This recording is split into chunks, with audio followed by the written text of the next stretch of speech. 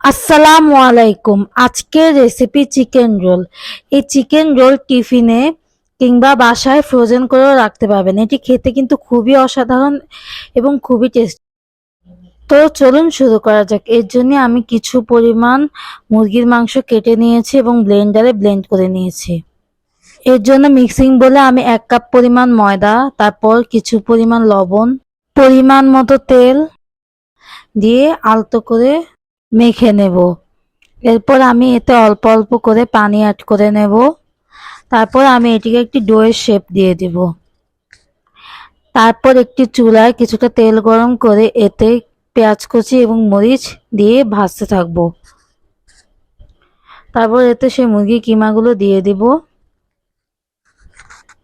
তারপর সেটা কিছুটা লবণ, আদা বাটা, রসুন বাটা, শুকনো মরিচের গুঁড়া, টমেটো সস এবং সয়া সস দিয়ে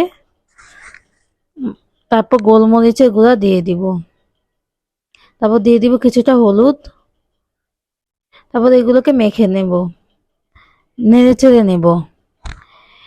এগুলোকে ভালো করে নাড়তে চাড়তে হবে যাতে ভিতরে ভাজা ভাজা হয়ে যায় এবং কোনো প্রকার কাঁচা গন্ধ না থাকে। এভাবে আমি এগুলোকে ভালো ভালো করে ভেজে নেওয়ার পর আমি এতে গ্রেট করা আলুগুলো দিয়ে দেব। তারপর এভাবে ভালো করে ভেজে নেব। তারপর এগুলোকে সার্ভ করে নেব। তারপর আমি একটি বলে কিছুটা ডো নিয়ে ময়দা ছিটিয়ে এগুলোকে লুটির মতো করে বেলে নেব। এগুলোকে একটু পাতলা করে বেলতে হবে, এই যে ঠিক এরকম ভাবে।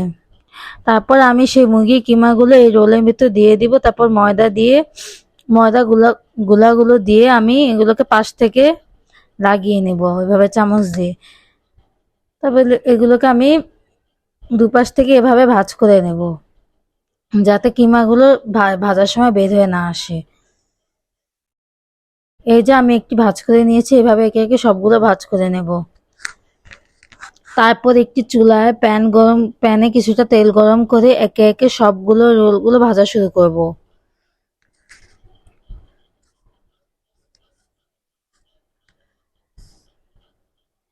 ভালো করে ভাজতে হবে, উল্টিয়ে পাল্টিয়ে ভেজে নেব। তারপর আমি এগুলোকে একে একে উঠিয়ে নিব এভাবে ব্রাউন কালার হয়ে গেলে। তারপর পরিবেশন করব। এটি বাসায় একবার হলেও ট্রাই করে দেখবেন এবং রেসিপিটি কেমন হয়েছে তা অবশ্যই জানাবেন।